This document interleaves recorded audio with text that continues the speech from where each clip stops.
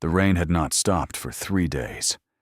Marin Ashworth stood at the window of her father's study, watching the water cascade down the glass in endless rivers, turning the world beyond into a blur of gray and shadow. Behind her, the fire crackled weakly in the hearth, struggling against the dampness that had seeped into every corner of Ashworth Manor.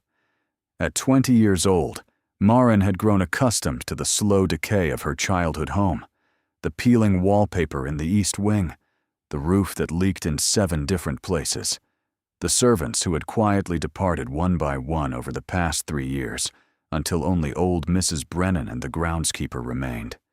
She had also grown accustomed to waiting for her father to emerge from his study, where he spent endless hours poring over ledgers that never balanced, waiting for news that never came, waiting for something, anything, to change the trajectory of their slow descent into ruin. Today, the waiting had taken on a different quality. Her father had summoned her an hour ago, his voice strained through the closed door of his bedchamber. He had been ill for months now, a persistent cough that had settled deep in his chest and refused to release its grip.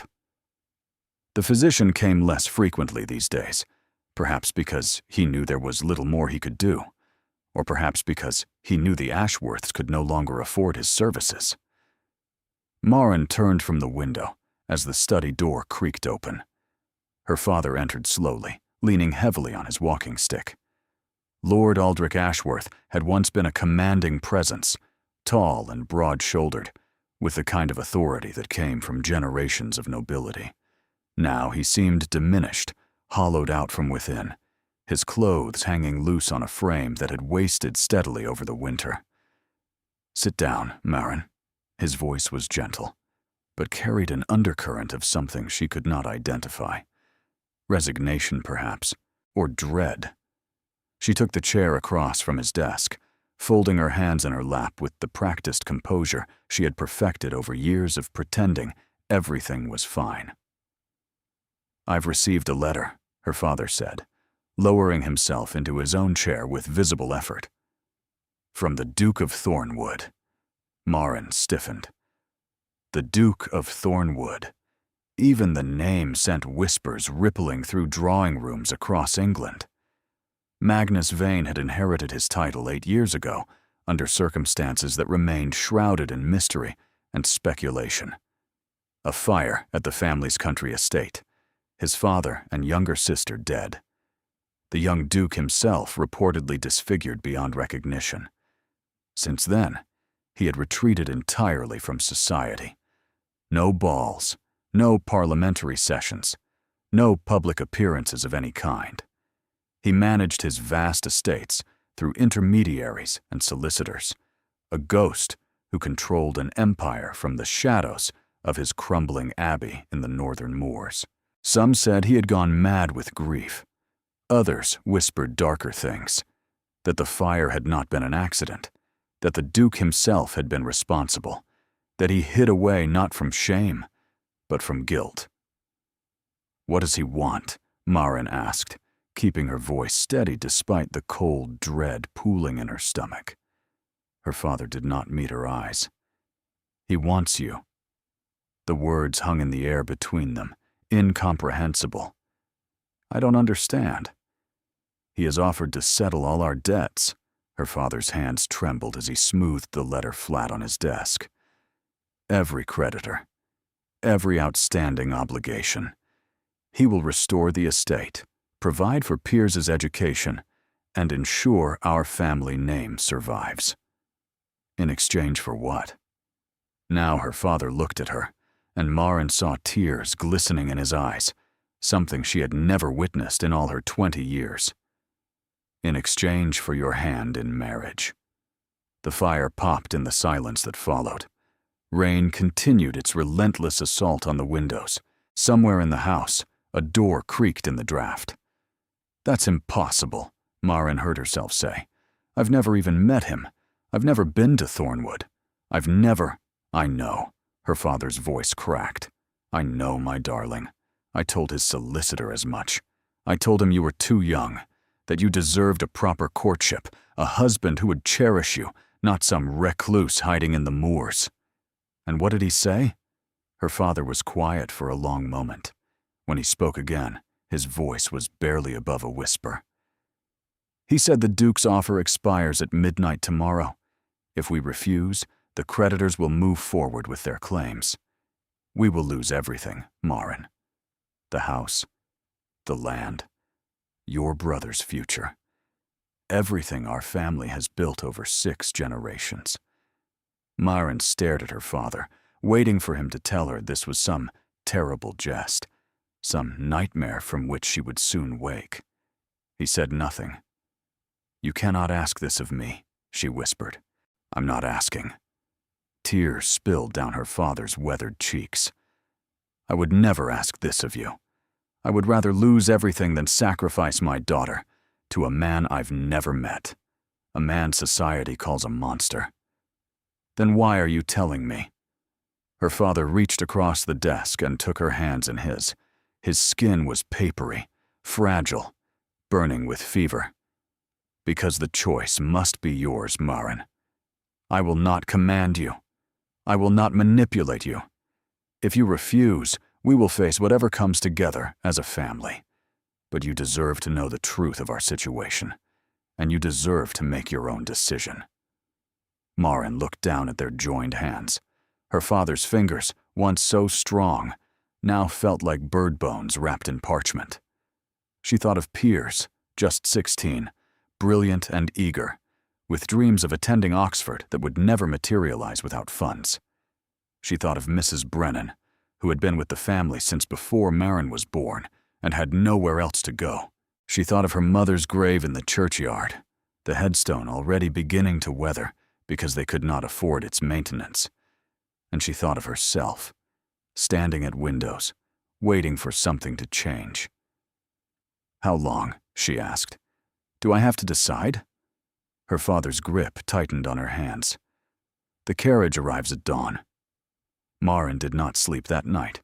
She sat in her bedroom, the same room she had occupied since childhood, watching shadows shift across the walls as candles burned low. The rain had finally stopped, leaving behind a silence that felt almost oppressive, as if the world itself was holding its breath. On her lap lay a bundle of letters, tied with faded ribbon. Her mother's correspondence, saved from before the illness that had claimed her when Marin was just 12. She had read them so many times that the paper had grown soft at the creases, the ink fading to whispers of what had once been bold declarations of love. "My dearest Aldrich," one letter began, "I never imagined happiness could feel so complete.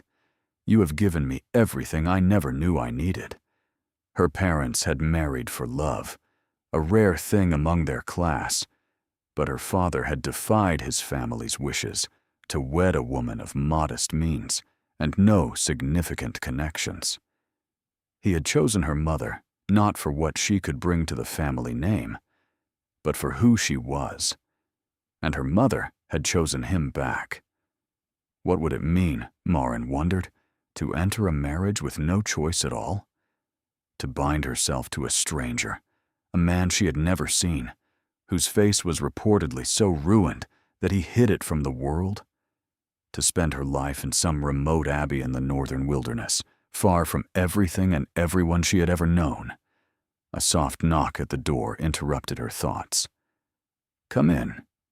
The door opened to reveal Piers, still in his nightclothes, his dark hair disheveled from a sleep that had clearly evaded him as well. "I heard Father telling Mrs. Brennan," he said, slipping into the room, "about the Duke's offer." Marin set aside the letters and made space for her brother on the edge of the bed.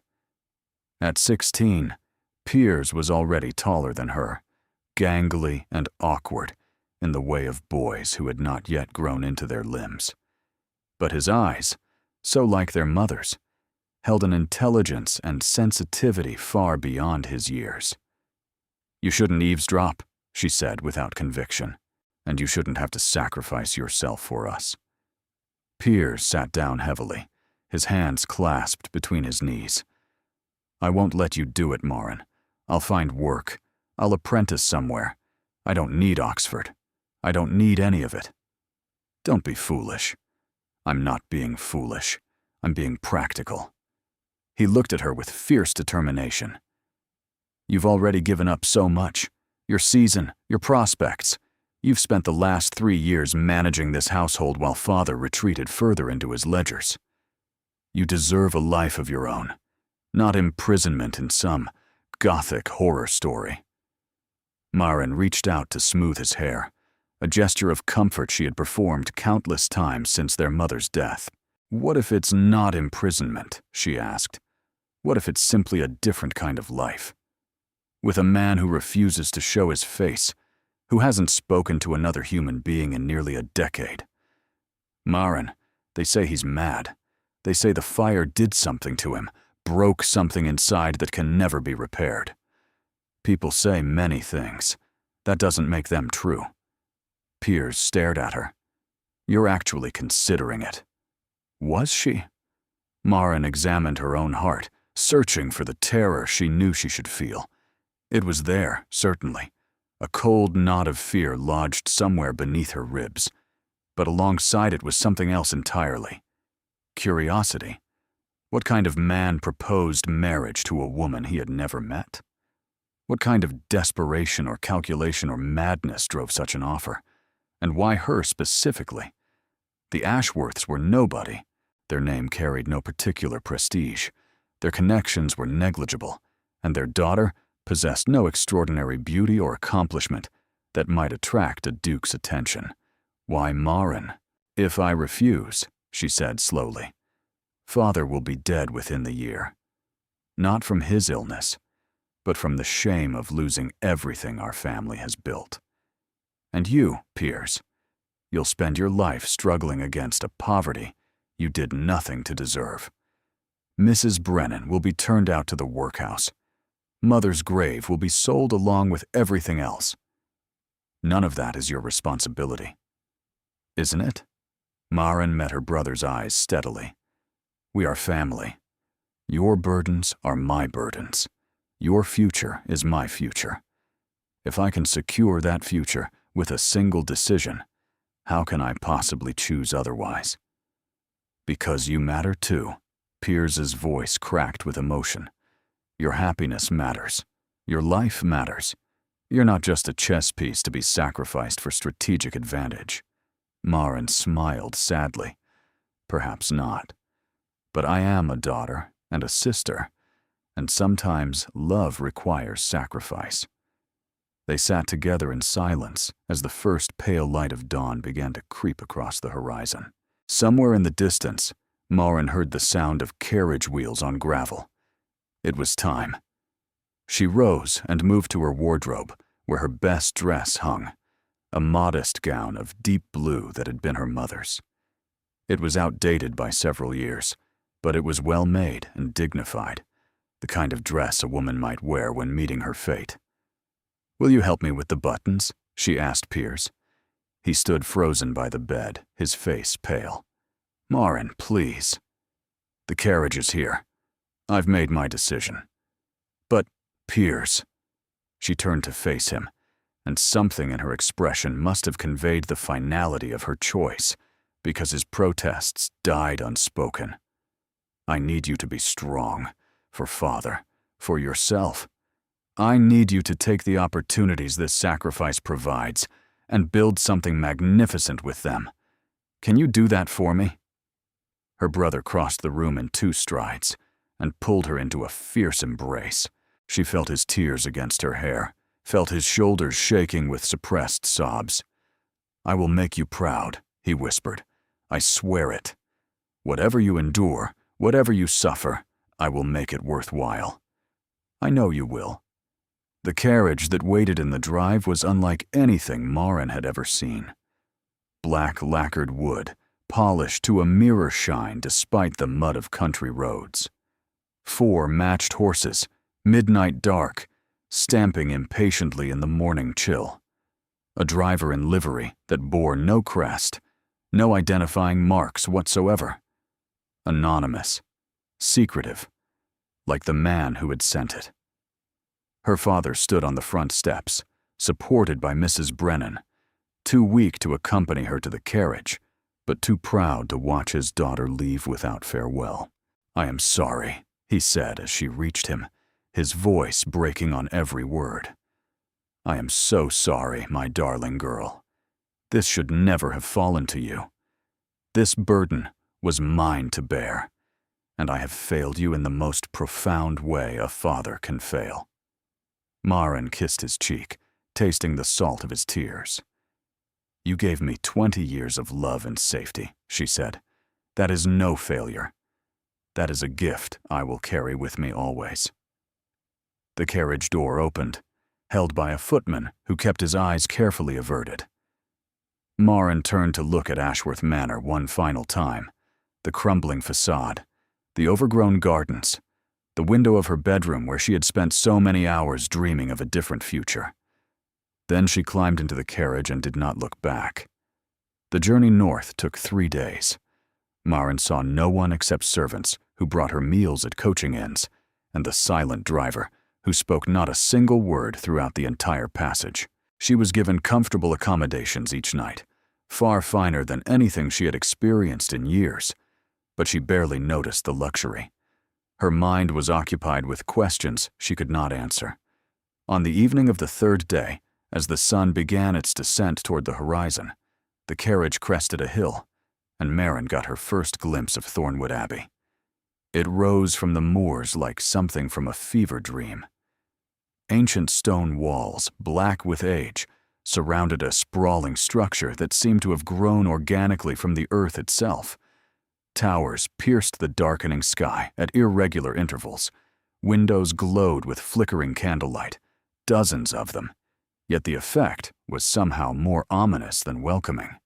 The abbey looked less like a home than a fortress designed to keep the world at bay. Or perhaps, Maren thought with a chill, to keep something inside from escaping. The carriage rolled through iron gates that groaned with the weight of centuries and wound up a drive lined with ancient oaks, whose branches reached toward each other overhead, forming a tunnel of shadow. When they finally stopped before the main entrance, Maren's pulse raced so fast she could hear it in her ears. The footman opened the door. "Welcome to Thornwood Abbey, Miss Ashworth," he said, the first words anyone had spoken to her in days. "His Grace is expecting you." Maren stepped down from the carriage on trembling legs. Standing in the doorway, illuminated by the warm glow of candlelight behind her, was a woman of perhaps 60 years, elegant and severe, dressed entirely in black. "I am Lady Isadora Vane," the woman said, her voice carrying clearly across the courtyard. "The Dowager Duchess. My son will see you in the chapel." "The chapel? The wedding is in 1 hour." Maren's blood turned to ice. 1 hour? But I've only just arrived. I haven't met him. I don't know anything about— "You know everything you need to know." Lady Isadora's expression was unreadable.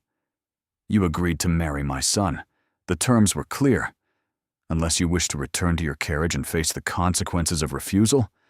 Maren thought of her father's tears, her brother's fierce embrace, the letters tied with faded ribbon. "No," she said. "I do not wish to refuse." A flash of something, approval perhaps, crossed the dowager's features before vanishing. "Then come inside, Miss Ashworth. We have much to prepare and very little time." The chapel doors loomed before her, ancient wood carved with symbols she did not recognize. Beyond them waited the man she was about to marry, the man whose face she had never seen, the man whose truth remained locked away in shadow. The chapel at Thornwood Abbey was beautiful in the way that graveyards are beautiful, solemn, ancient, touched by a melancholy that seemed to seep from the very stones.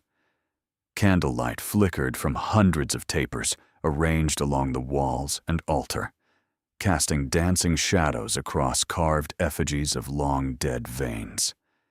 The air smelled of beeswax and something older, dust and cold stone, and the accumulated prayers of centuries. Maren stood at the entrance in a wedding gown that wasn't her own. Lady Isadora had provided it, a confection of ivory silk and delicate lace that must have cost more than everything Maren's family currently owned. It fit perfectly, as if it had been made specifically for her measurements, which was impossible, given that she had arrived only an hour ago. Yet here she was, dressed for a wedding she had not chosen, about to marry a man she had never seen. "His Grace awaits at the altar," Lady Isadora said from behind her. "The vicar will perform the ceremony. It will be brief." "Will I?" Maren's voice caught. She tried again. "Will I see his face?" A pause.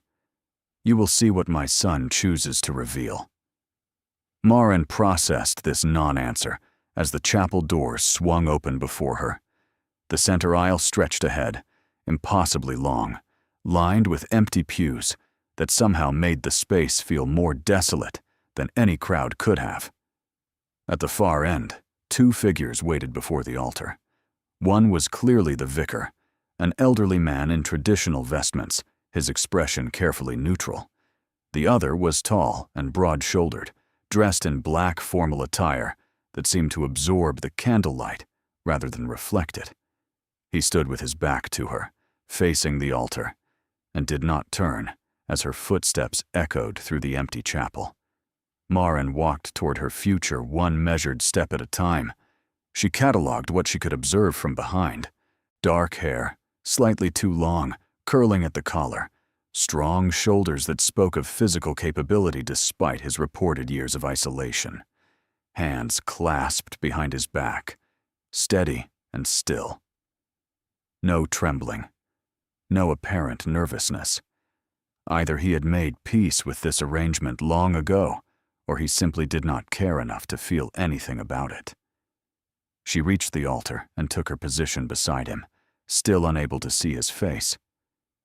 "Dearly beloved," the vicar began, his voice thin but steady, "we are gathered here in the sight of God to join this man and this woman in holy matrimony." The traditional words washed over Maren, familiar yet strange in this context. She had attended weddings before, had watched friends and cousins exchange vows with joy shining in their eyes. This was nothing like those ceremonies. This was a transaction, a bargain sealed in candlelight and shadows.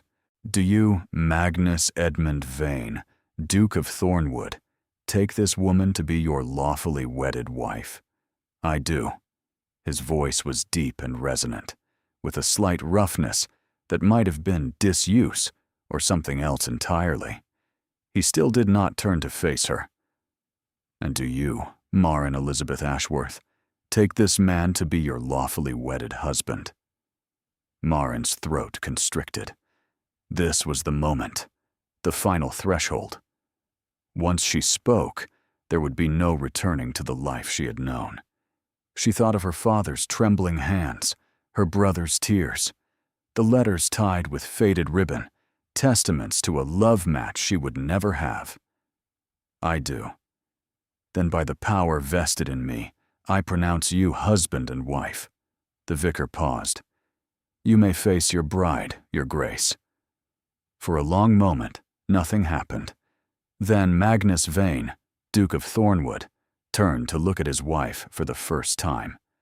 Maren forgot to breathe. The left side of his face was handsome in a stark, aristocratic way.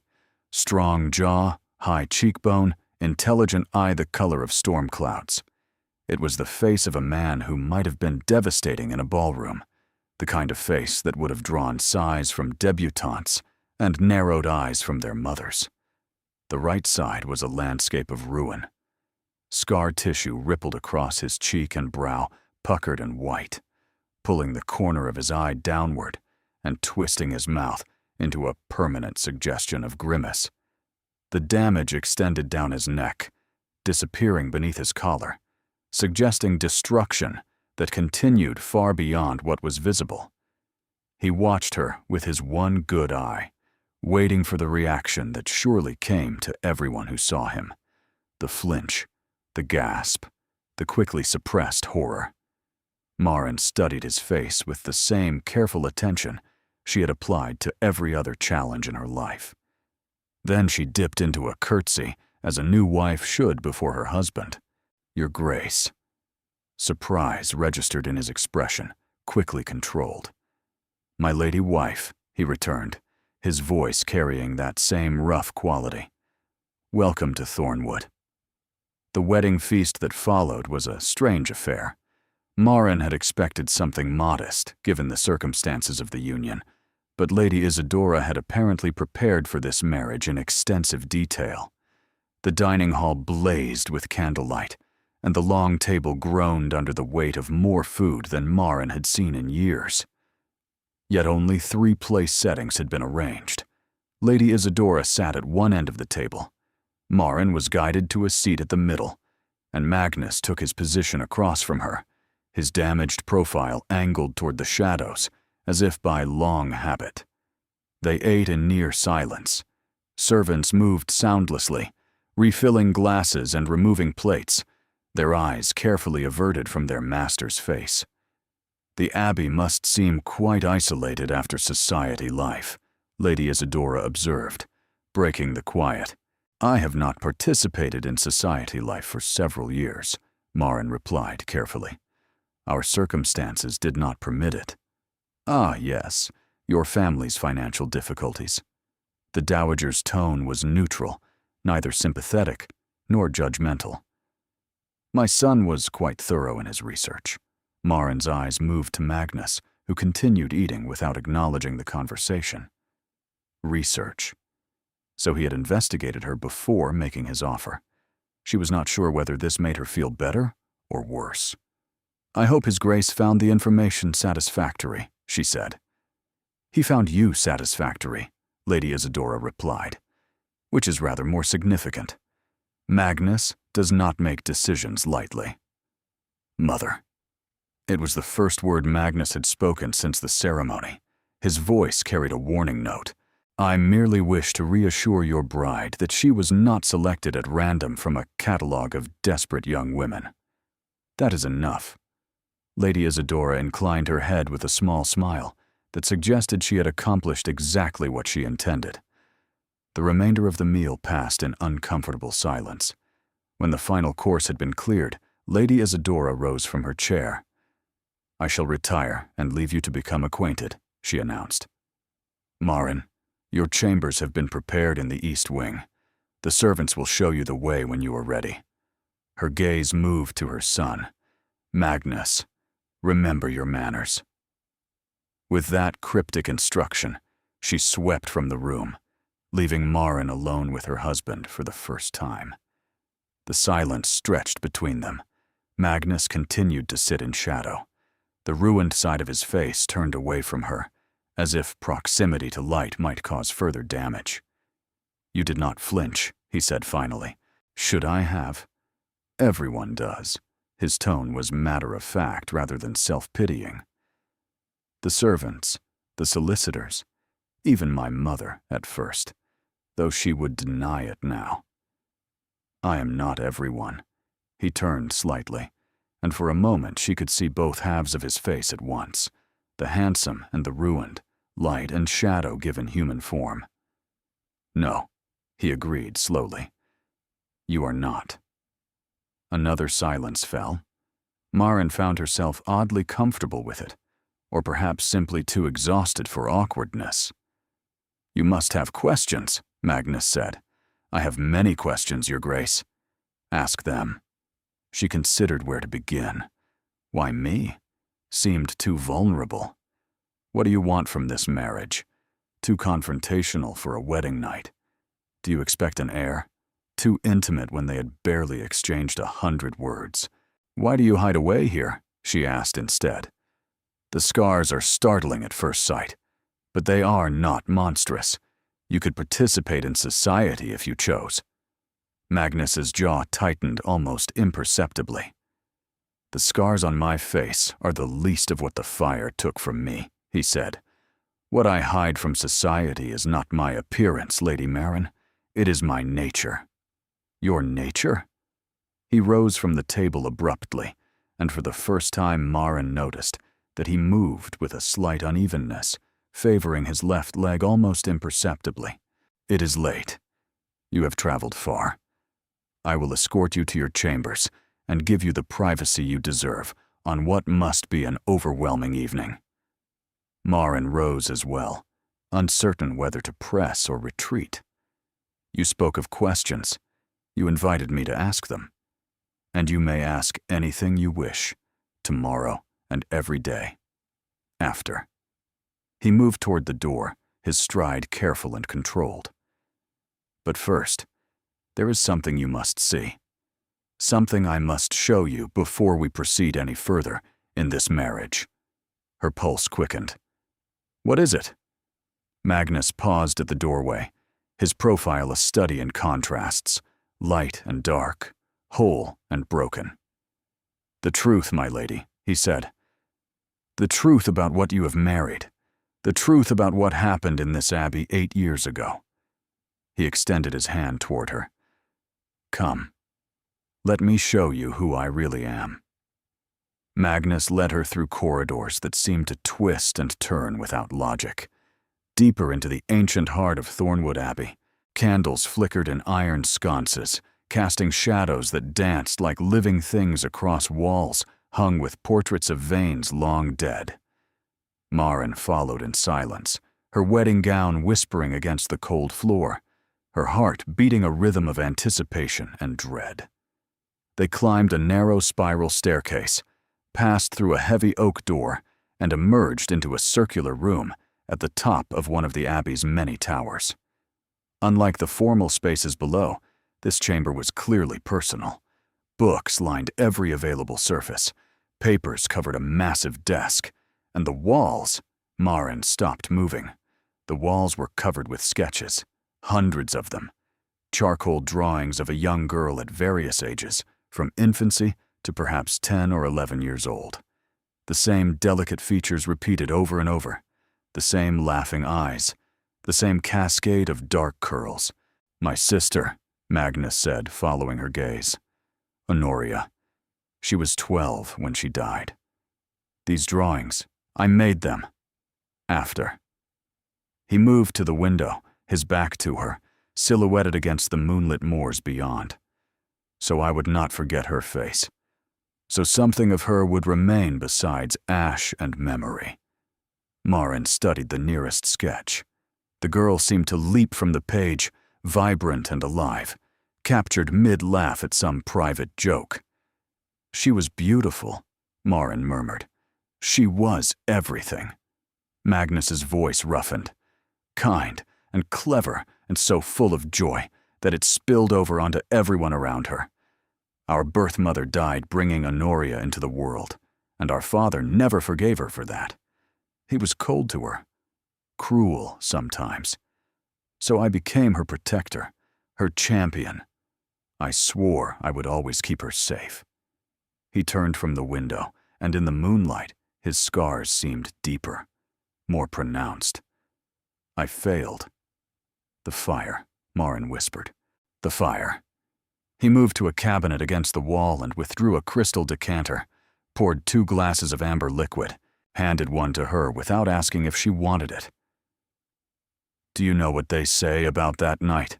That I went mad with grief, that I set the blaze myself, either by accident or design, that the scars are God's punishment for my sins." "I've heard the rumors." "They are lies." Magnus drained his glass in one long swallow. "Every single one of them. The fire was not an accident, and I did not set it. We were attacked, Lady Marin, deliberately, systematically, by men who wanted my father dead and did not care who else burned alongside him." The revelation hit her like a physical blow. "Attacked? By whom?" Magnus laughed, but there was no humor in it. "My father, for all his aristocratic pretensions, was not a good man. He had dealings with dangerous people, investments in enterprises no gentleman should acknowledge. When those dealings turned sour, when debts came due that he could not pay, His associates decided to collect their pound of flesh in a more permanent fashion. They murdered him. They burned Thornwood to the ground. The old house, not this abbey. We retreated hereafter. Honoria and I were trapped in the nursery wing. I tried to reach her, tried to break through the flames, but his voice caught. I was too late. By the time I found her, she was already gone, and I was already burning. He set down his empty glass with precise care. I carry her death with me every moment of every day, not just in these scars, but in here.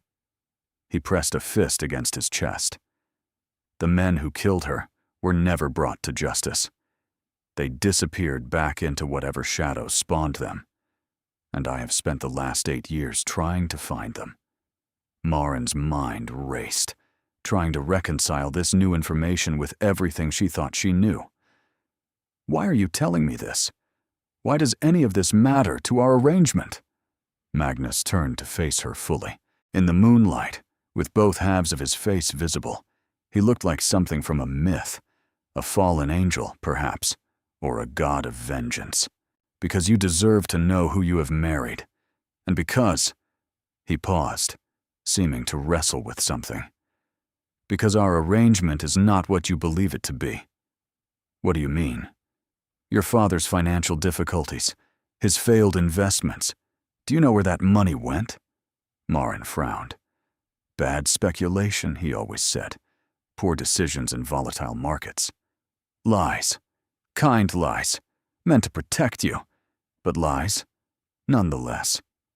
Magnus moved closer, and despite everything, despite the scars and the shadows and the terrible story he had just told, Marin did not step back. Your father's money did not disappear into bad investments. It was taken from him, stolen through manipulation and fraud by the same network of criminals who murdered my family. The floor seemed to shift beneath her feet. That's impossible. I wish it were. But I have spent years tracing their operations, following the threads of their corruption through every level of society. Your father was not their target. He was simply convenient, a trusting man with enough wealth to be worth exploiting and not enough power to fight back. Why are you telling me this? Magnus's expression softened almost imperceptibly. Because those men have not finished with your family, Lady Marin. Your father's debts, the ones I have agreed to pay. Some of them are owed to very dangerous people. People who would not hesitate to take what is owed in ways far more devastating than mere money. Understanding began to dawn, cold and terrible. You didn't marry me for my sake. I married you because you were in danger, because your family was in danger, and because the only way to protect you from these men was to place you beyond their reach. He held her gaze steadily. A country gentleman's daughter is vulnerable.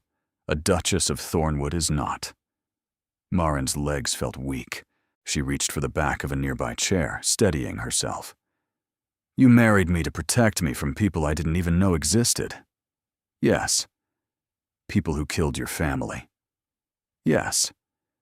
And you didn't think to tell me any of this before the wedding? Would you have believed me? A stranger, a recluse, a man society calls mad. Would you have believed such a fantastical tale from my lips? Or would you have assumed it was the ravings of a damaged mind, designed to manipulate you into compliance? He had a point. She hated that he had a point. So, this marriage is not a transaction, she said slowly, working through the implications. It's a shield. For you, for your father, for your brother.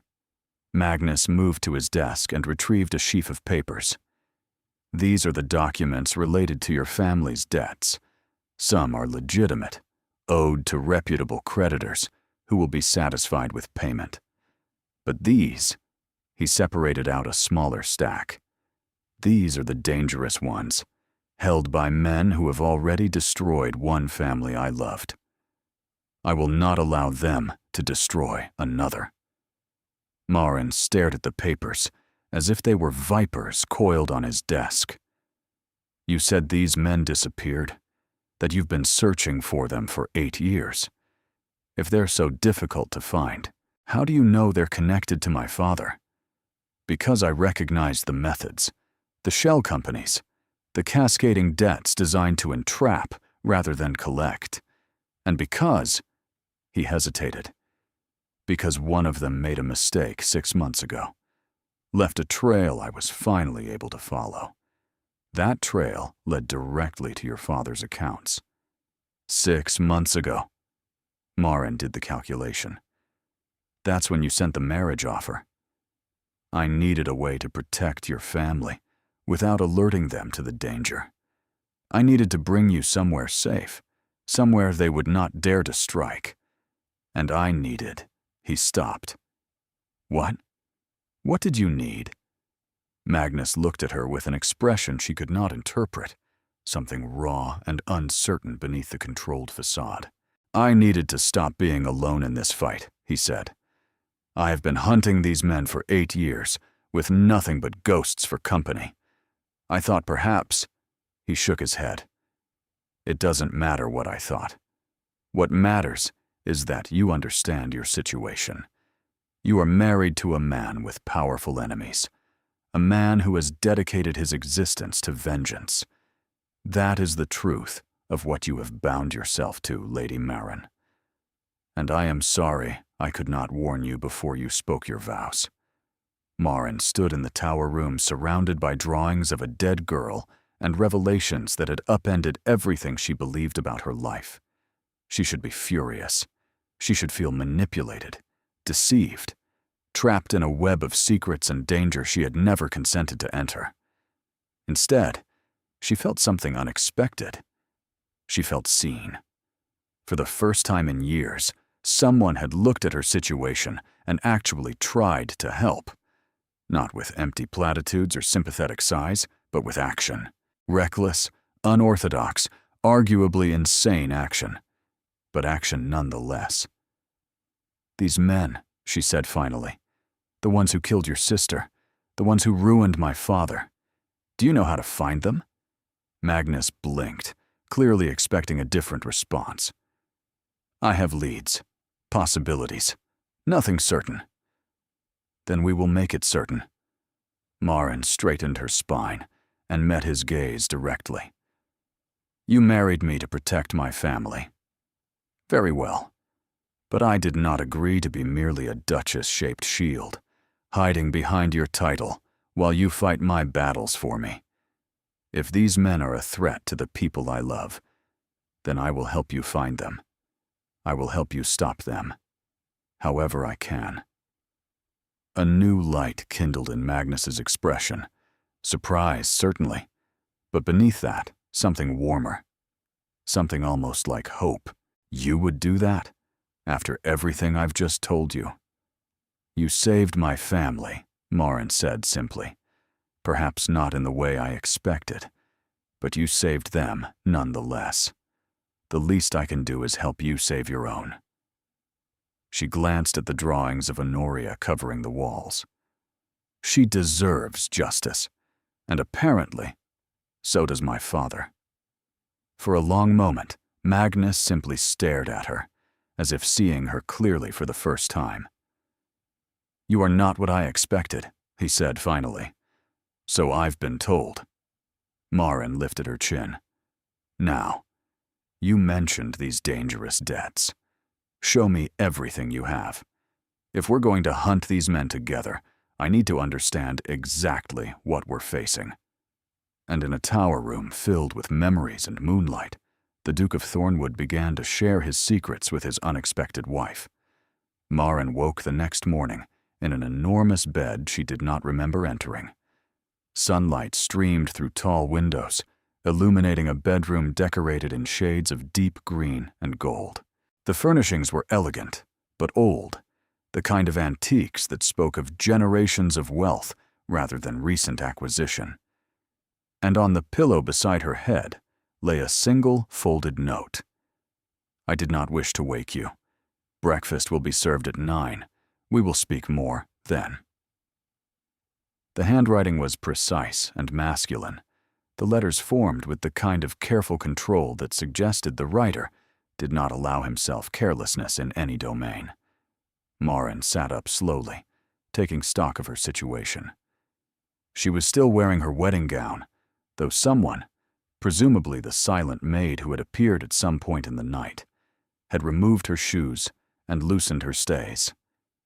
Her hair had been unpinned and fell in tangled waves around her shoulders. She had no memory of falling asleep. The last thing she recalled was Magnus explaining the complex web of financial instruments the criminal network used to entrap their victims. She must have dozed off somewhere around midnight, overwhelmed by information and exhaustion. Her husband had apparently carried her to bed and left her untouched.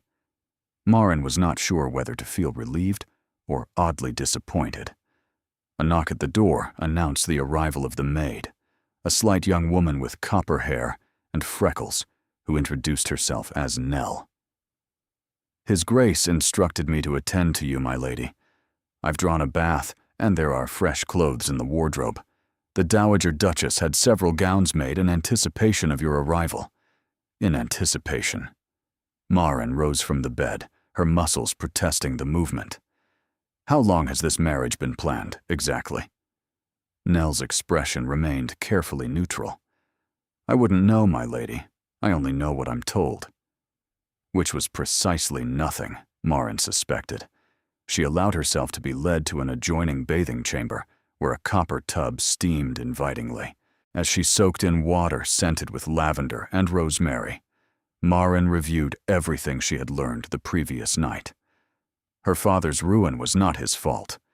Dangerous criminals had targeted her family. Magnus had married her to provide protection. And somewhere in the shadows, men who had already murdered once were potentially planning to strike again.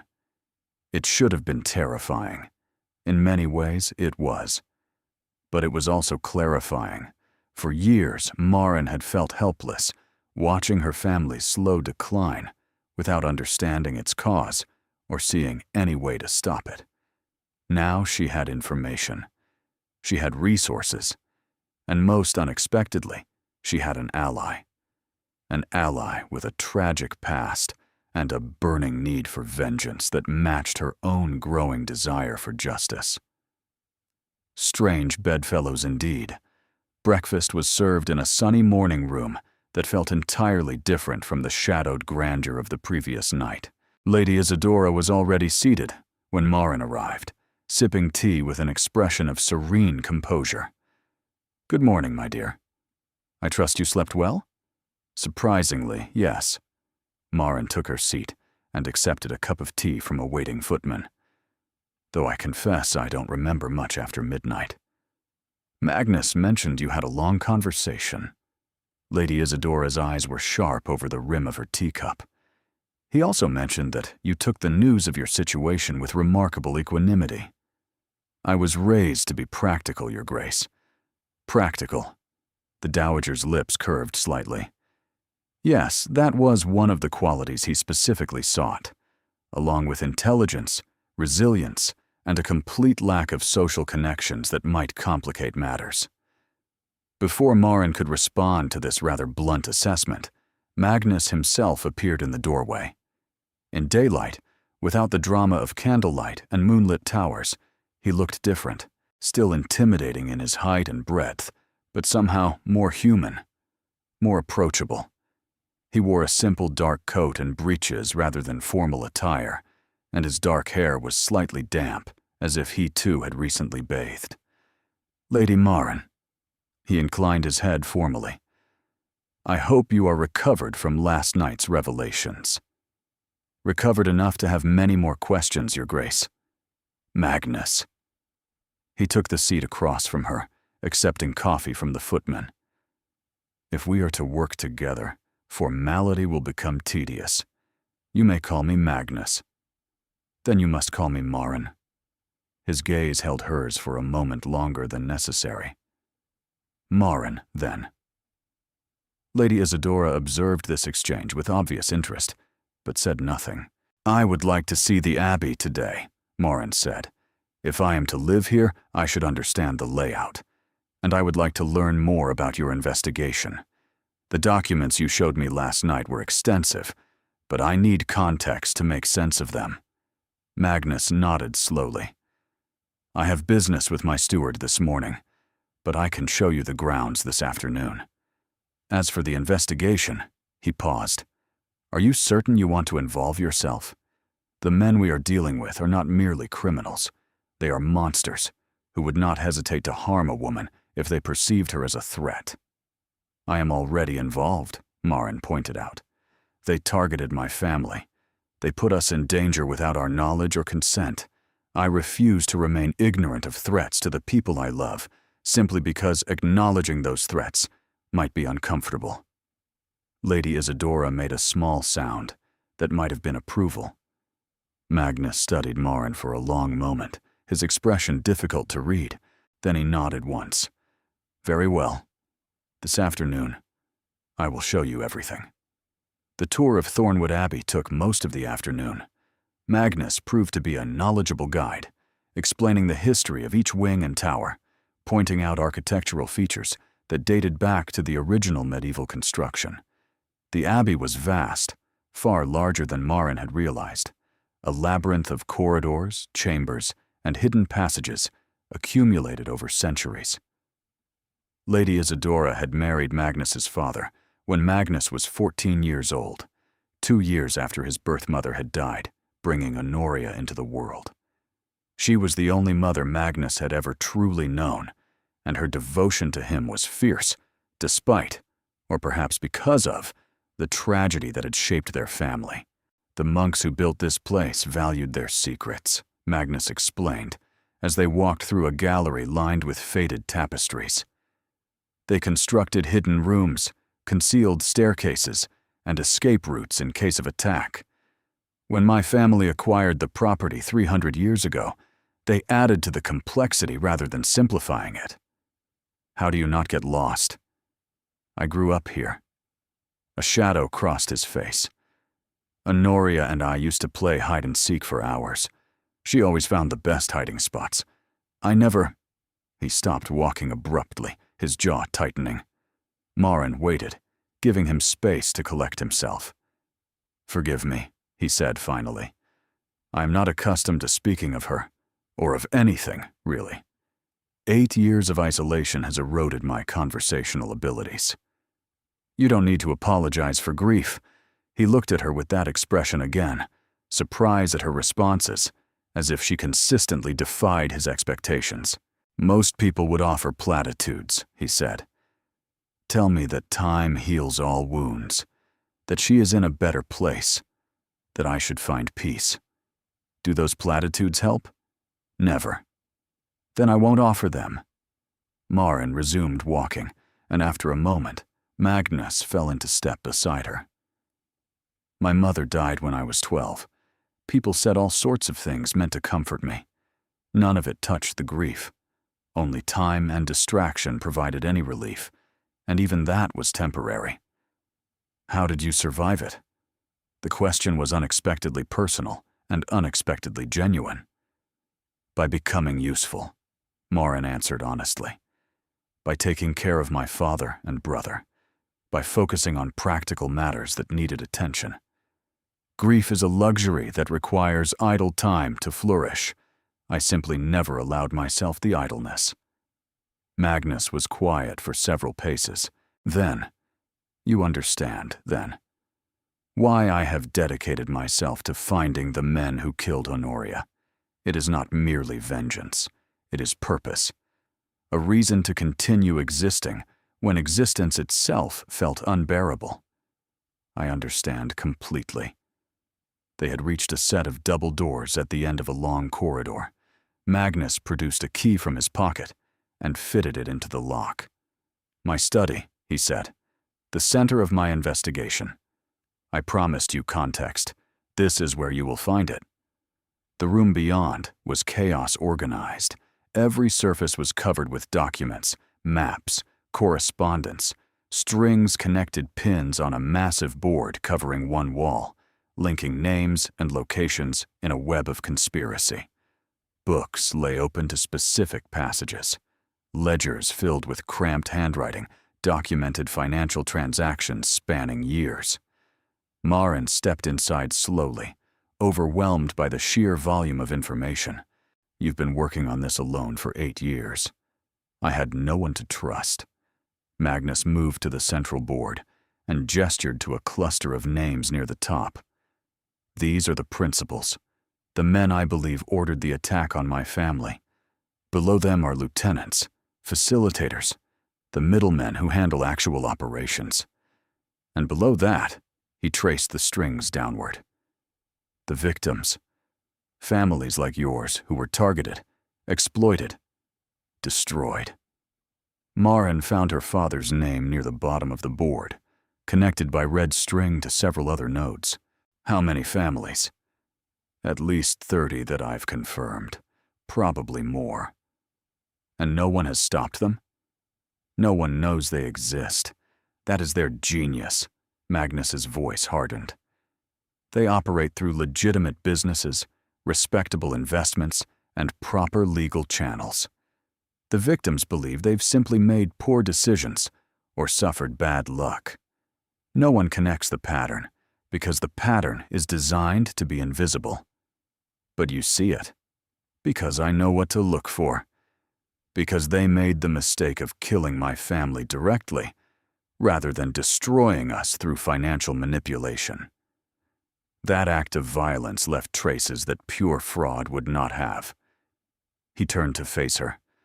You asked how you could help. This is how. I need another pair of eyes, another mind to analyze the data, someone who can see connections I might have missed after staring at the same information for years. Maren approached the board, studying the web of strings and names. Where do we start? Relief washed across Magnus's features. We start with the most recent acquisition, a shipping company purchased 6 months ago through a series of shell corporations. He pulled a file from his desk. I believe it is connected to the next phase of their operations. And I believe, he handed her the file, I believe your father's former business partner is involved. Maren opened the file and felt her blood run cold. This is Robert Ashby. He was my father's closest friend. He was at our house every week when I was a child. He was also at every critical juncture of your father's financial collapse, Magnus said, advising investments that failed, recommending partnerships that dissolved, always present, always sympathetic, always pointing your father toward the next disaster. The betrayal hit her like a physical blow. He did this to us deliberately. Someone my father trusted completely. That is their method. They cultivate trust, then exploit it ruthlessly. Magnus's tone was gentle but firm. I'm sorry, Maren. I know this is difficult to hear. She stared at the documents detailing Robert Ashby's connections, his hidden finances, his systematic destruction of her family's security, and something inside her, something that had been soft and trusting despite everything, hardened into steel. Show me everything, she said. Every document, every connection, every piece of evidence you have against this man and everyone he works for. Magnus met her gaze steadily. Welcome to the hunt, Lady Maren. The first 3 weeks of married life at Thornwood Abbey fell into an unexpected rhythm. Mornings, Maren spent with Lady Isadora, learning the management of the household, a domain the Dowager had controlled since her own marriage and seemed reluctantly willing to share with her new daughter-in-law. Afternoons belonged to Magnus's study, where Maren immersed herself in the sprawling investigation, teaching herself to read financial documents with the same attention she had once given to novels. Evenings were the strangest part. She and Magnus dined together each night, just the two of them in the vast, formal dining room that felt absurdly large for 2 people. At first, their conversations were purely practical. Updates on the investigation, questions about Abbey operations, discussions of strategy and evidence. But gradually, almost imperceptibly, personal details began to slip through the professional facade. She learned that Magnus hated fish, but was too polite to tell the cook. that he had once wanted to be a scholar before his father's death thrust ducal responsibilities upon him, that he read philosophy in the original Greek and found English translations inadequate. He learned that Marin had taught herself mathematics from books she was not supposed to read, that she dreamed of traveling to Italy to see the art she had only known through prints and descriptions, that she missed her brother fiercely and worried about him constantly. Neither of them spoke of the marriage itself. Neither acknowledged the strangeness of their situation. Husband nor wife who slept in separate chambers, who had never touched beyond the briefest formal contacts, who were partners in vengeance, but strangers in nearly every other way. It was Lady Isadora who finally disrupted the equilibrium. "The Harvest Festival is in 3 days," she announced at breakfast on Marin's 22nd morning at Thornwood. "The tenants expect the Duke and Duchess to attend." Magnus's coffee cup paused halfway to his lips. "I have not attended the Harvest Festival in 8 years. Which is precisely why you must attend this year. You have a wife now. The tenants need to see that the Duke of Thornwood has not abandoned them entirely." Lady Isadora's tone brooked no argument. "You cannot hide in this abbey forever, Magnus. The world continues whether you engage with it or not. The world can continue without me, perhaps. But your wife cannot build a life as a duchess, while her duke refuses to appear in public." Lady Isadora turned to Marin. "The tenants are good people, loyal, hard-working families who have served Thornwood for generations. They deserve to meet the woman who will eventually be their advocate and caretaker. And you, my dear, deserve to be introduced properly, rather than remaining a mysterious figure glimpsed occasionally through windows." Marin had not realized she had been glimpsed through windows. The thought was somehow both amusing and disconcerting. "I would like to meet the tenants," she said carefully, watching Magnus's expression. "But I understand if public appearances are difficult. You think I am too vain to be seen, that I hide because I cannot bear the stairs.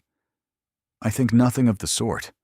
The stairs do not bother me." His voice was flat. "What bothers me is the danger. Every public appearance is a risk. These men, the ones we are hunting, they have eyes everywhere. If they learn I have a wife, if they discover that I have something new to lose." He did not finish the sentence, but the implication hung heavy in the air. "Then let them learn," Marin said. Both Magnus and Lady Isadora turned to stare at her. "You told me these men operate through secrecy and shadows," Marin continued. "They destroy families quietly, invisibly, leaving no trace of their involvement. But you are a duke. I am a duchess. We have resources, connections, visibility they cannot match. Perhaps it is time to use that to our advantage." "Explain," Magnus said, his eyes narrowing with interest rather than dismissal. "You have been hunting them alone, in secret, for 8 years. They do not know they are being watched, but they also have no reason to be cautious, no reason to make mistakes. If we become visible, if we make it known that the Duke of Thornwood has returned to society with his new duchess, they may become nervous. Nervous people make errors. Or they may decide to eliminate the threat before it grows. Then we will be ready for them." Marin met his gaze steadily. "I did not agree to hide behind your title while you fight alone. If there is danger, I would rather face it openly than cower in shadows, waiting for it to find me." A long silence stretched between them. Then, unexpectedly, Magnus laughed. It was a rusty sound, as if the mechanism had not been used in years, but it was genuine. His face transformed with it, becoming something almost boyish, despite the marks of tragedy. "You are absolutely terrifying," he said, shaking his head slowly. "Has anyone ever told you that?" "My brother, on multiple occasions." He was correct. Magnus looked at his mother, then back at Marin. "Very well. We will attend the Harvest Festival, but we do this properly. Guards positioned throughout the celebration, escape routes planned in advance, and you—" he pointed at Marin. "You stay within my sight at all times. If anything feels wrong, we leave immediately. Understood?" "Understood." Lady Isadora smiled like a cat who had gotten into the cream. The Harvest Festival transformed the village of Thornwood into something from a painting. Bunting hung between buildings in festive colors. Long tables groaned under the weight of food, contributed by every family in the community. Musicians played country dances, while children chased each other through the crowd, shrieking with joy, and at the edge of it all, standing rigid with tension, the Duke of Thornwood made his first public appearance in 8 years. Marin felt the moment the crowd noticed them. Conversations faltered, heads turned. A wave of whispers rippled outward from their position like stones dropped in still water. She saw the reactions she expected: shock, curiosity, the inevitable stares at Magnus's scars. But she also saw something she had not anticipated: relief, joy, genuine happiness that their duke had returned. An elderly man approached first, removing his cap with weathered hands. "Your Grace, it does our hearts good to see you, sir. We've missed you at these gatherings." "Thank you, Henley." Magnus's voice was stiff, but not unfriendly. "I apologize for my long absence. Allow me to present my wife, the Duchess of Thornwood." The man's face split into a broad smile as he turned to Marin. "My lady, welcome to Thornwood Village. I've been the head groundskeeper since before His Grace was born. Whatever you need, whatever help, you just ask old Henley." "I'm honored to meet you," Marin said warmly, "and I look forward to learning more about the village. I understand the estate has been in your family's care for 3 generations. Henley's smile widened at her knowledge. 4 generations, my lady, come spring." Other tenants approached, emboldened by Henley's reception. Marin found herself shaking hands, accepting curtsies, fielding questions about her background and her first impressions of Thornwood. The villagers were warm, welcoming, and clearly delighted that their duke had finally emerged from isolation. Magnus remained tense beside her, but she noticed him gradually relaxing as the afternoon progressed. He remembered names, asked after families, displayed a knowledge of estate operations that surprised his tenants and impressed his wife. "You're staring." Magnus's voice was low, meant only for her ears. "I'm observing," Marin corrected. "There's a difference." "And what have you observed?" "That you are a far better duke than you pretend to be. That these people respect you because you have earned their respect. And that?" She hesitated. "What?" "That I understand now why you hide. It is not the scars. It is not vanity or shame." She met his eyes directly. "It is because you care too much, because every interaction is a reminder of what you lost, of the life you might have had if that night had never happened." Magnus went very still. "That is a rather bold observation for 3 weeks of acquaintance." "Is it inaccurate?" A muscle flexed in his jaw. "No." They stood together at the edge of the celebration, surrounded by joy they could not quite share. Bound by tragedy they were only beginning to understand. "Dance with me." The request surprised her. "What?" Magnus extended his hand, his expression carefully controlled. "A duke should dance with his duchess at village celebrations. It is expected. And—" he hesitated. "I find I would like to dance with you, if you are willing." Marin looked at his offered hand, at his face watching her with something vulnerable beneath the stoic facade. She took his hand.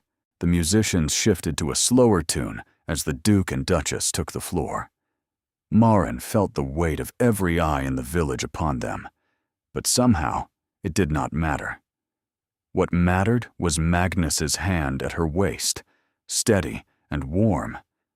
The careful way he guided her through the steps, compensating for his injured leg without ever faltering. The way he watched her face rather than their feet, as if she was the only thing worth looking at in the entire world.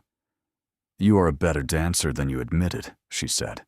"I said I hated dancing. I did not say I was poor at it." "Why do you hate it?" "Because it requires pretense.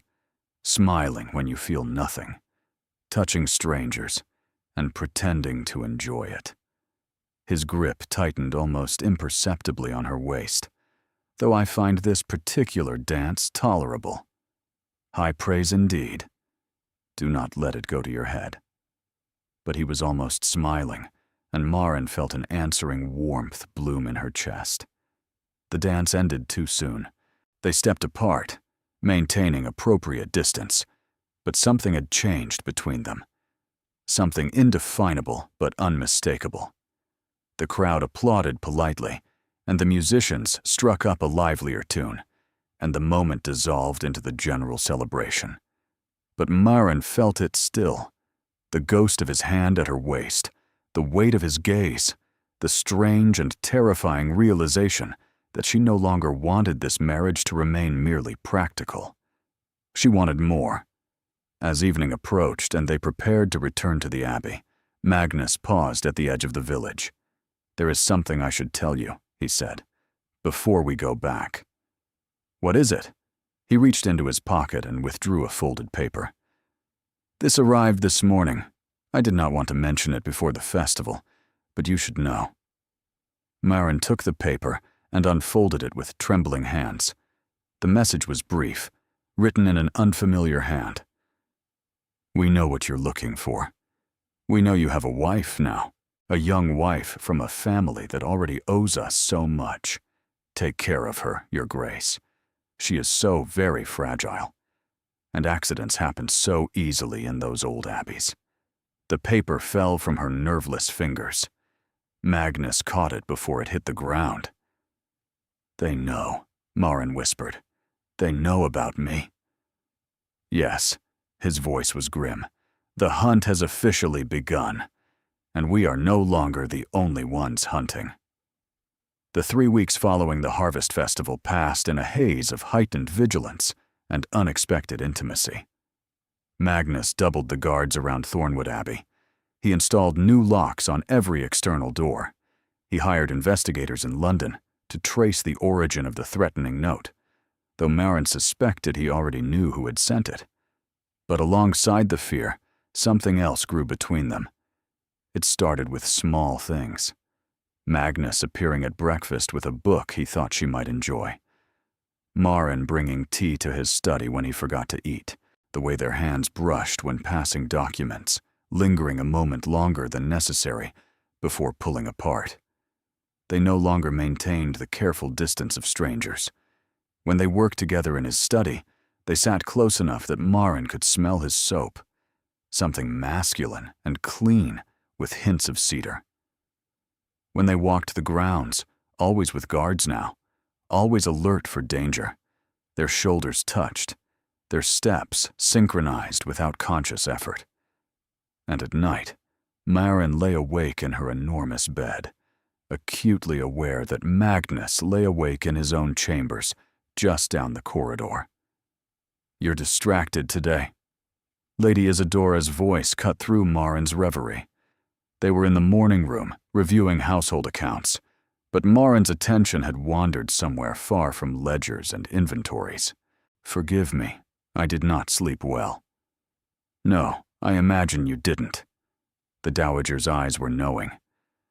"The walls in this abbey are thick, but not thick enough to hide the sound of pacing. You walked the floor for hours last night." Maren felt heat rise to her cheeks. "The threatening note has nothing to do with why you cannot sleep." Lady Isadora set down her pen with deliberate care. "My dear, I am old, not blind. I see the way you look at my son, and more importantly, I see the way he looks at you. I don't know what you mean. Don't you?" The dowager's voice softened. "When Magnus proposed this marriage, I supported it because I understood his reasoning. Protection for your family. a shield against dangerous men. All very logical, very practical, very much like my son. She paused. What I didn't anticipate was that he might actually fall in love with you. Marin inhaled sharply. He hasn't.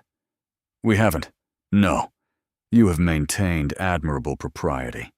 Separate chambers, appropriate distance, nothing that would scandalize even the most rigid chaperone. Lady Isadora smiled slightly. But love does not require physical consummation to take root. It grows in shared silences and accidental touches, in the way someone remembers how you take your tea, in the way they position themselves between you and danger without conscious thought. You believe Magnus loves me? I believe my son has spent 8 years convinced he was incapable of love, that the fire burned away his capacity for connection along with his skin. Lady Isadora's voice grew tender. I believe you are proving him wrong, and I believe that terrifies him far more than any threat from shadowy criminals. Marin sat with this revelation, turning it over in her mind, like a smooth stone. I did not expect this, she admitted finally. When I agreed to this marriage, I thought I was trading my freedom for my family's security. A practical transaction, nothing more. And now? Now, I cannot imagine my life without him in it. The confession surprised her even as she spoke it. His intelligence, his dedication, the way he cares so deeply for everyone under his protection, even as he pretends to be cold. The way he makes me feel seen in a way no one ever has before. Have you told him this? How can I? Our marriage is a business arrangement. If I confess feelings he does not share. My dear girl. Lady Isadora reached across the table to take Marin's hand. Life is uncertain. We both know this better than most. The men hunting you could strike tomorrow. An illness could take any of us at any moment. If you love my son, tell him. Do not waste time you may not have on propriety and pride. Before Marin could respond, the door burst open. Magnus stood in the doorway, his face pale beneath the scars. Marin, come with me. Now.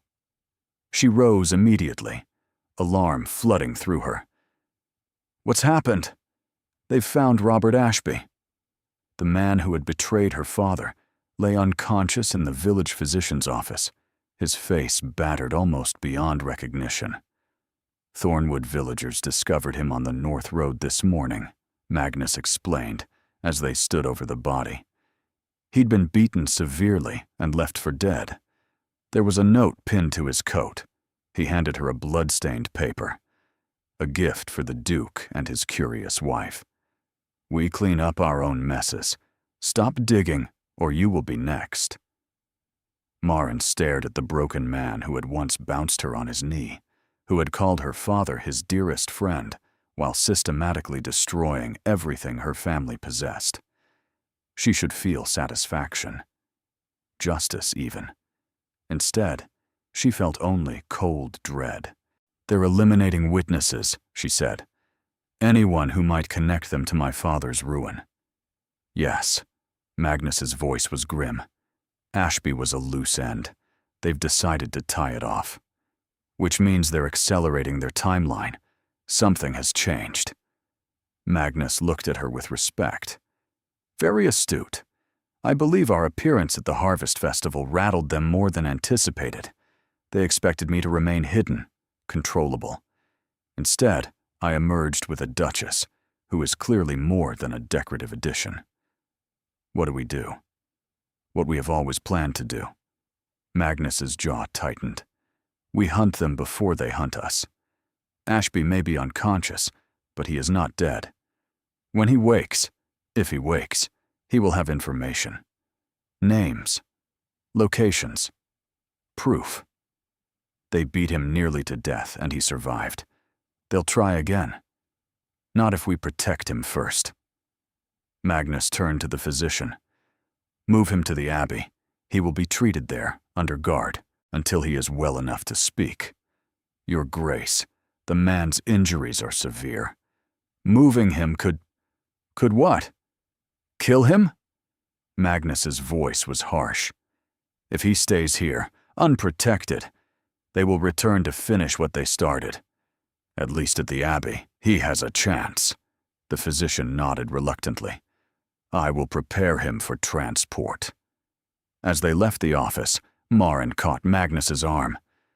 You're bringing a man who helped destroy my family into our home to protect him. I am bringing a witness who can help us destroy them into a secure location. Justice requires evidence, Maren.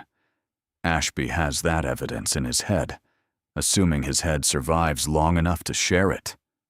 She should argue, should protest that this man did not deserve protection or mercy. Instead, she found herself appreciating Magnus's ruthless pragmatism, his willingness to set aside emotion for strategy, his dedication to winning, even when winning required protecting someone despicable. You are a remarkable man, she said. Magnus went very still. I am a practical man. That too. She released his arm but held his gaze. But remarkable nonetheless. Warmth kindled in his eyes, something uncertain and achingly vulnerable. Then he turned away. We should return to the Abbey. There is much to prepare. But Maren had seen it. That flash of longing quickly suppressed, the hunger he would not permit himself to acknowledge. Lady Isadora was right. Magnus felt something for her, something deep and terrifying and real. The question was whether either of them would be brave enough to act on it before their enemies made the choice irrelevant. Robert Ashby remained unconscious for 5 days. 5 days of waiting, watching, hoping the broken man in the guest chamber would wake and reveal the secrets locked inside his battered skull. The physician visited twice daily, reporting slight improvements that felt agonizingly insufficient. 5 days during which Maren and Magnus circled each other like celestial bodies, caught in each other's gravity, close enough to feel the pull, never quite touching. On the 6th night, Maren could bear it no longer. She found Magnus in the tower room, surrounded by his sketches of Honoria, staring out at the moonlit moors as if searching for something in the darkness. You should be asleep, he said without turning. So should you. I never sleep well. Not since the fire. Maren moved to stand beside him at the window. Their reflections overlapped in the glass. His profile, her worried expression. 2 damaged people trying to make sense of an impossible situation. When I agreed to this marriage, she said carefully, I thought I understood what I was accepting. A practical arrangement. Protection in exchange for companionship. A transaction between 2 people who needed something from each other. That is what we agreed. Yes, but that is not what this has become. She turned to face him directly, forcing him to meet her eyes. At least, not for me. Magnus's expression shuddered. Maren, let me finish, please. She drew a breath, steadying herself. I have spent weeks learning who you really are. Not the rumors or the speculation, but the truth. Your dedication to justice. Your care for the people who depend on you. The way you remember every detail, every preference, every small thing that matters to the people around you. I have a good memory. It means nothing. It means everything. She stepped closer, close enough to see the rapid pulse in his throat. You remember how I take my tea because you pay attention. You noticed I was cold in the library and arranged for an extra fire to be lit without ever mentioning it. You found a first edition of my favorite philosopher and left it on my desk without a note because you did not want me to feel obligated to thank you. These are small courtesies, expected between what? Business partners? Maren shook her head. You do not look at me like a business partner, Magnus. You look at me like... She faltered, courage wavering. Like what? His voice was rough, almost pained. like I am something precious, something you want but will not allow yourself to have. The silence that followed was deafening. Magnus turned away, his hands gripping the windowsill with white-knuckled intensity. You do not know what you're asking. Then tell me. You're asking me to risk everything. He spoke to the darkness beyond the window, unable to face her. You're asking me to love again, when love destroyed me the last time. Honoria, his voice cracked. I loved her more than my own life, and that love was not enough to save her. I held her body in my arms while my own flesh burned, and I could do nothing. Nothing. Magnus, if I allow myself to love you, truly love you, and something happens. He shook his head violently. These men we are hunting, they know you exist now. They have already threatened you. If they take you from me, if I lose you the way I lost her, then you will survive, Marin said, as you survived before, because you are strong and brave and far more resilient than you give yourself credit for. You don't understand. I understand perfectly. She moved around him, forcing herself into his line of sight. I understand that you are terrified. I understand that opening your heart again feels like inviting the same devastation that nearly killed you. But Magnus, she reached up to touch his face, her palm against his scarred cheek. Shutting yourself away is not living. Refusing to feel is not safety. It is simply a slower kind of death. He flinched at her touch, but did not pull away. My mother and father loved each other desperately, Marin continued. When she died, he was devastated. For months, I thought we would lose him too. But eventually, he chose to keep living. Not because the pain disappeared, but because love is worth the risk of pain. Because connection is worth the possibility of loss. Your father had you and your brother. He had reasons to continue. And you have me. She held his gaze steadily. If you want me. Not as a shield or a partner, an investigation or a practical solution to a dangerous problem. As your wife, in truth. As someone who, she swallowed hard, as someone who loves you. The word hung in the air between them, fragile and irreversible. Magnus closed his eyes, as if in pain. You cannot love me. You barely know me. I know you better than I have ever known anyone, and I am not asking for promises or guarantees. I am simply asking you to try, to let me in, to believe that happiness is possible, even for people like us who have known too much sorrow. For a long, terrible moment, she thought he would refuse, would retreat behind his walls and leave her standing in the wreckage of her own vulnerability. Then his hand came up to cover hers, where it rested against his cheek. I am not a good man, he whispered. I am consumed by vengeance. I have sacrificed everything, peace, connection, joy, on the altar of finding my sister's killers. I do not know how to be a husband. I do not know how to love someone without destroying them in the process. Then we will learn together. His eyes opened, and Marin saw it there, the thing he had been hiding, the truth he had buried beneath duty and revenge, and carefully maintained distance. Love, raw and terrified, and absolutely unmistakable. He loved her, and it was destroying him. I need time, he said hoarsely. I cannot. I am not ready to, I understand. Marin lowered her hand, stepped back, and gave him the space he needed. But know this, Magnus Vane. Whatever you decide, however long you need, I will be here. I chose this marriage. I choose you. That will not change. She turned and walked toward the door, her chest aching, her eyes stinging with unshed tears. Marin. She paused, hand on the doorframe. Thank you, he said. For your honesty, for your courage, for being, he stopped, seeming to struggle for words, for being unexpected, in every possible way. She allowed herself a small, sad smile. Good night, Magnus. She left him alone with his ghosts and his fears, and the terrible, wonderful possibility of love. Tomorrow, she knew, everything would be different. She simply did not know if different meant better or catastrophically worse. Robert Ashby woke on the 7th day. Marin was at his bedside when his eyes fluttered open, bloodshot, confused, darting around the unfamiliar room with animal terror. Where? His voice was a ragged croak. Where am I? Thornwood Abbey. You're safe here. His gaze focused on her face, and recognition dawned. Marin? Little Marin Ashworth?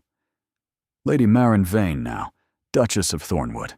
She kept her voice carefully neutral. Your associates left you for dead on the North Road. We brought you here. Ashby's face went gray. They found me. I thought I'd hidden well enough. You thought wrong. Magnus's voice came from the doorway. He moved into the room, his presence immediately dominating the space. They have been tracking you for weeks, waiting for the right moment to silence you permanently. Ashby tried to sit up and fell back with a groan of pain. You have to help me. You have to protect me from them. I am under no obligation to protect you from anything. Magnus's tone was ice. You systematically destroyed Lady Marin's family. Her father trusted you completely, and you betrayed that trust for money. I had no choice. Ashby's voice rose to a panicked pitch. You don't understand. They approached me years ago. Said they'd destroy me if I didn't cooperate. I had a family, children. So did Lord Ashworth. So does Lady Marin. Magnus leaned closer, his face terrible in its intensity. But I am willing to negotiate. Information in exchange for protection. Names, locations, proof of their operations. Give me everything, and I will ensure they never touch you again. Ashby's eyes darted between Magnus and Marin, calculating even through his fear. And if I refuse? Then we return you to the North Road where we found you. I am certain your associates will be happy to complete their work. The silence stretched. Marin watched emotions war across Ashby's battered face. Fear, calculation, desperation, and finally, resignation. The leader is a man named Cornelius Blackthorne, he rasped. He operates through a shipping company called Maritime Consolidated.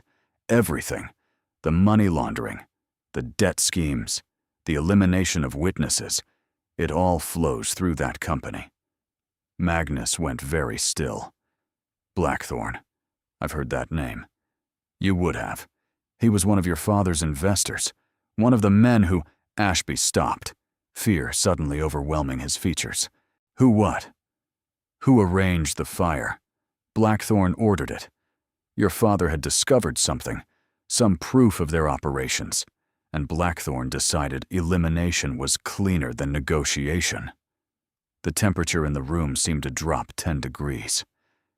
You are saying, Magnus's voice was deadly quiet, that Cornelius Blackthorne murdered my father and sister. I'm saying he gave the order. I don't know who carried it out. But yes. Ashby's voice dropped to a whisper. Blackthorne is responsible. Marin watched her husband's face transform, the carefully controlled mask cracking, revealing something raw and terrible beneath. Rage so pure, it was almost beautiful in its intensity. Where is he? London. He keeps a residence in Mayfair, but his real operations run from the docks, warehouses along the Thames where... A sound cut through the night, distant at first, then growing closer. Hoofbeats, many of them, approaching fast. Magnus was at the window in an instant. Riders, he said tersely. At least 20. They're carrying torches. Marin felt ice flood her veins. They've come for Ashby. They've come for all of us. Magnus turned, his expression shifting from rage to cold calculation. This is an assault, not an assassination. They mean to burn us out. Like they burned your family. Exactly like. He crossed to her in 2 strides, gripping her arms. Listen to me. There are escape routes built into this abbey, hidden passages that lead to the moors. Mother knows them all. Find her, take Ashby, and run. Do not stop for anything. What about you? I will delay them. Give you time to escape. No. Marin gripped his arms in return, refusing to release him. I will not leave you to face them alone.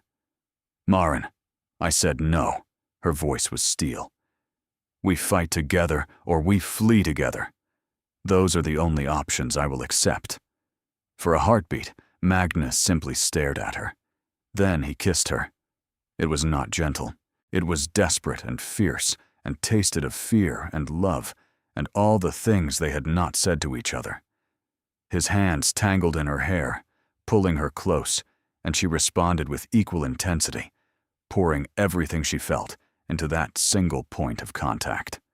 When they finally broke apart, both were trembling. Together, Magnus said hoarsely, we do this together. Together. The sound of breaking glass echoed from somewhere below. Shouts, crashes, the unmistakable crackle of flames. Thornwood Abbey was under attack, and the hunt had become a war.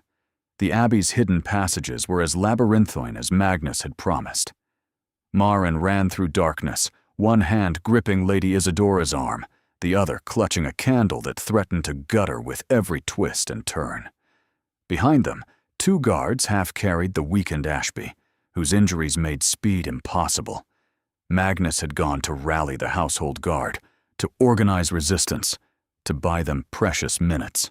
Every second of separation felt like an eternity. This way. Lady Isadora's voice was calm despite the chaos, guiding them through tunnels that smelled of centuries-old dust. There is an exit near the old chapel. It opens onto the moors. From there, a crash echoed through the passage behind them, shouts growing closer. They found the entrance, one of the guards said grimly. We need to move faster. Ashby cannot. Leave me. Ashby's voice was weak but determined. I'll slow you down. They want me anyway. If they get me, they might stop chasing. No one is being left behind. Marin surprised herself with the ferocity of her own voice. Keep moving. They emerged into the cold night air, gasping, surrounded by the wild darkness of the moors. Behind them, Thornwood Abbey glowed orange against the sky, flames licking from shattered windows on the lower floors, history repeating itself. Fire and destruction. Everything Magnus feared made manifest. The horses. Lady Isadora pointed to a small stable barely visible in the darkness. Magnus prepared emergency mounts. This way. They stumbled toward the stable, exhaustion and terror making every step treacherous. And then Marin heard it, the click of a pistol being cocked. Good evening, Your Grace. A man stepped from the shadows, middle-aged, elegantly dressed, entirely wrong for this wild setting. His face was unremarkable, the kind of face that blended into crowds, that no one remembered 5 minutes after meeting. But his eyes were dead, completely, utterly empty of human warmth. Cornelius Blackthorne, I presume, Marin said. The man smiled without warmth. The new Duchess is clever. How disappointing. I had hoped you would be merely decorative. Release them. Magnus's voice came from behind Blackthorne, followed by the unmistakable click of a rifle being cocked. Now. Blackthorne did not turn. Ah, the Duke himself. I wondered when you would join us. Your household guard is quite loyal, I must say. 3 of my men are dead. Inconvenient, but ultimately irrelevant. You murdered my family. I eliminated a problem. Your father discovered things he should not have discovered. Asked questions he should not have asked. Blackthorne's pistol remained trained on Marin. I offered him a choice, silence in exchange for safety. He refused. Pride, I suppose. You aristocrats are so tediously proud. And Honoria? My 12-year-old sister? What problem did she represent? Collateral damage. Blackthorn's voice held no remorse. Regrettable, but necessary. Witnesses cannot be left alive, regardless of age. Something in Magnus snapped. Marin saw it happen. The last thread of control severing. He surged forward, rifle forgotten, intent only on reaching the man who had destroyed everything he loved. Blackthorn turned with serpent quickness, pistol swinging toward Magnus. Marin moved without thinking. She threw herself forward, colliding with Blackthorn's arm just as he fired. The shot went wild, disappearing into the darkness. Blackthorn stumbled, off balance, and then Magnus was on him. They struggled in the mud, two men fighting with the desperation of mortal enemies. Blackthorn was smaller but wiry, with the vicious cunning of a survivor. Magnus had rage on his side, years of grief and fury finally given a target. Marin scrambled for the fallen pistol, found it, raised it with hands that shook but did not waver. "Stop!" Both men froze. Marin approached slowly, the weapon trained on Blackthorn's head. The man lay pinned beneath Magnus, blood streaming from his nose, his dead eyes finally showing something that might have been fear. "You will face justice," Marin said. "Not here, not tonight, but in a proper court.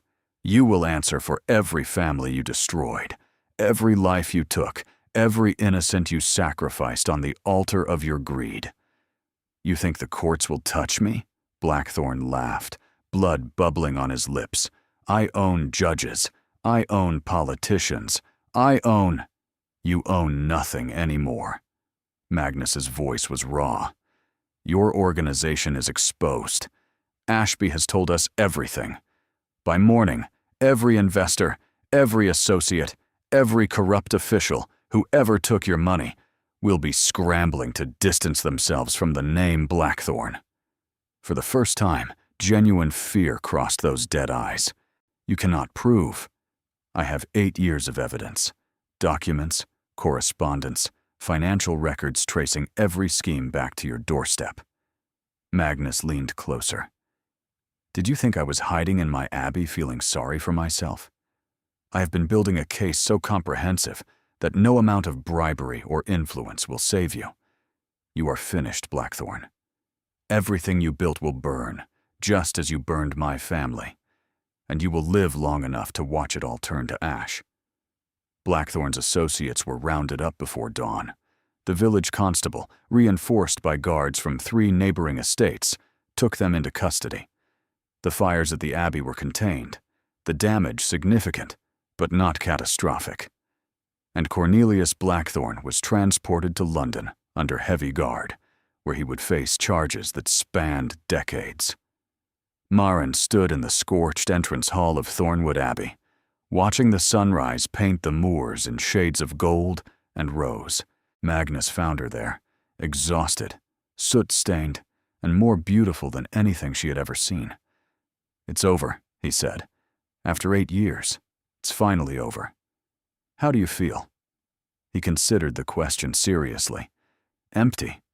I expected satisfaction, triumph. Instead, I just feel—" He trailed off. "Honoria is still gone." "Yes," his voice cracked. "Justice will not bring her back. Nothing will bring her back." Marin reached for his hand.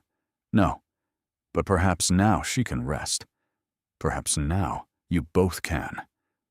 Magnus looked at their joined hands, then at her face. "I was wrong," he said.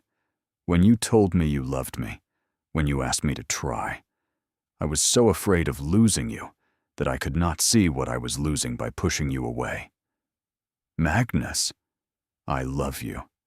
The words emerged rough with emotion. "I love your courage and your intelligence and your absolute refusal to let me wallow in my own darkness. I love the way you make me want to be better than I am. I love—" He shook his head, overwhelmed. "I love everything about you. and I'm sorry it took nearly losing you for me to admit it." Maren felt tears sliding down her cheeks. "I thought you needed time." "I needed you. I have always needed you. I was simply too broken to recognize it." He lifted their joined hands and pressed his lips to her knuckles. "Will you forgive me? For my fear, my distance, all the days we lost to my inability to accept happiness. There is nothing to forgive." He pulled her into his arms, holding her as if she was the only solid thing in a world that had shifted beneath his feet. And Maren held him back, feeling his heart beat against hers, strong and steady, and finally free. "I want to start again," Magnus murmured against her hair. "A real marriage, not an arrangement or a shield, but a partnership, a life built together, whatever that looks like. I want that too." He pulled back enough to look at her face, his expression vulnerable in a way she had never seen before. "Will you marry me again? Properly this time? Not in a shadowed chapel with strangers presiding, but in sunlight, surrounded by people who love us, with vows that mean everything they should have meant the first time." Maren laughed through her tears. "Yes, 1,000 times, yes." And there, in the scorched entrance hall of Thornwood Abbey, with the sun rising over a new day, Magnus Vane kissed his wife, not as a duke performing duty, but as a man who had finally learned to love again. 2 years later, the gardens of Thornwood Abbey had never looked more beautiful. Roses climbed the ancient stone walls, their blooms heavy with summer fragrance. Lavender bordered winding paths where guests strolled in afternoon sunshine. And in the center of it all, a celebration was underway. The christening of Honoria Rose Vane, daughter of the Duke and Duchess of Thornwood. Maren watched her husband cradle their daughter with a tenderness that still surprised her, even after 2 years of marriage. The tiny girl had Magnus's dark hair and her mother's gray eyes, and a disposition that alternated between angelic sweetness and fierce determination, depending on whether her needs were being immediately met. "She has your stubbornness," Magnus observed, gently bouncing the fussing infant. "She has your impatience," Maren countered. "Lies. I am endlessly patient." "You once threw a book across the room because a sentence was poorly constructed. That was righteous indignation, not impatience." Maren laughed, the sound carrying across the garden and drawing smiles from nearby guests. So much had changed since that terrible night, when Thornwood had burned for the second time. Cornelius Blackthorne had been tried and convicted, his crimes laid bare before the public in proceedings that had scandalized and fascinated the nation in equal measure. His network had crumbled, its members scattering like rats from a sinking ship, many of them turning on each other in desperate attempts to avoid prosecution. The families Blackthorne had destroyed received compensation from his seized assets, not enough to undo years of suffering, but enough to rebuild, to start again, to hope. Lord Ashworth had wept when the settlement arrived. Maren's father was healthier now, his cough finally resolved, his spirit restored by the lifting of burdens he had carried for so long.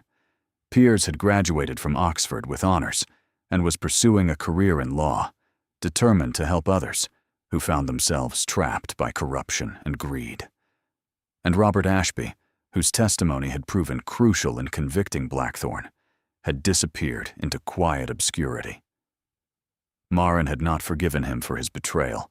She doubted she ever would.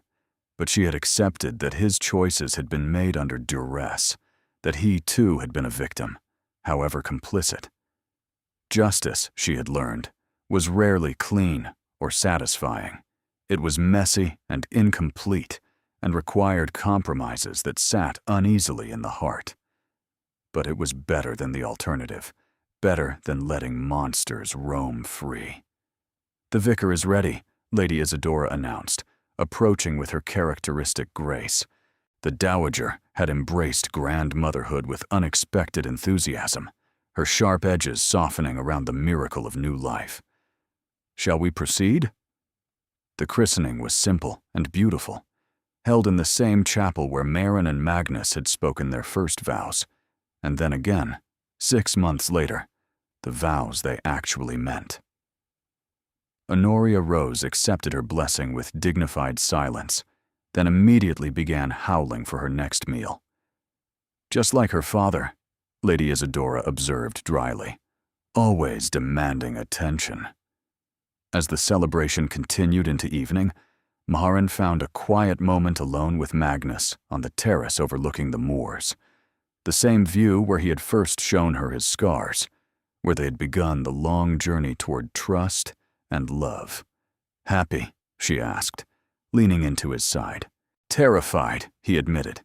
"She is so small, so vulnerable. The world has so many dangers. And she has parents who will protect her, a grandmother who will spoil her mercilessly, an uncle who has already promised to teach her to ride before she can walk."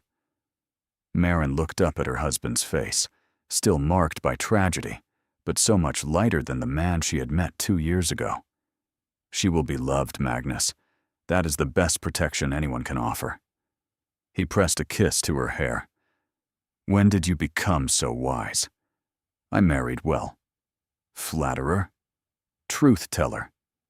They stood together, watching the sun set over Thornwood's wild landscape, painting the sky in shades of amber and rose. "I never believed this was possible," Magnus said. "Happiness, peace, a future I actually wanted to live." He turned to face her, his eyes bright with emotion. "You gave me this, Maren. You saved me. We saved each other." "Perhaps." He smiled, that rare, transformative smile she had learned to treasure. "Though I maintain you did most of the work, I was entirely too busy brooding to save myself. You were magnificently brooding, very gothic and romantic. I was miserable and stubborn. That too." She rose on tiptoe to kiss him. "But you are neither of those things anymore. You are a husband, a father, a duke who has emerged from shadows to serve his people openly.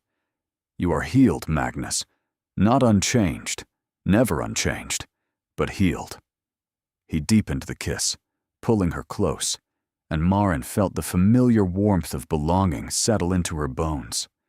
2 years ago, she had stood at a window watching rain fall, resigned to a future of slow decline and quiet desperation.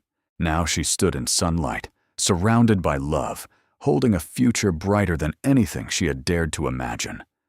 Life, she had learned, rarely followed the paths we expected.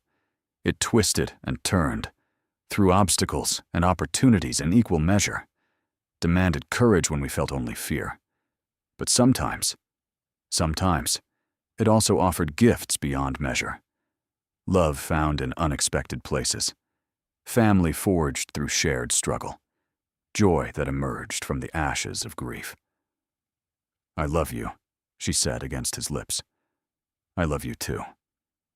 Magnus pulled back, his expression soft with wonder. "More than I knew I was capable of, more than I thought I would ever feel again." From inside the abbey, the sound of their daughter's cry rose, demanding, imperious, absolutely certain that her needs should be everyone's priority. "Your heir summons you, Your Grace," Maren said with a smile. "Our heir," he corrected, "and she has her mother's timing." They walked back inside together, toward the warmth and light and beautiful chaos of the family they had built. And outside, the last light of day gilded Thornwood Abbey in gold, as if blessing this house of shadows with a promise of brighter days to come. Thank you for staying with us until the very end of this journey. If Maren and Magnus's story touched your heart, please show your support by liking, commenting, subscribing, and sharing it with fellow lovers of romantic tales. It means the world to us and keeps our storytelling corner alive and thriving. Stay tuned. Another emotional story is waiting for you at the end of this video.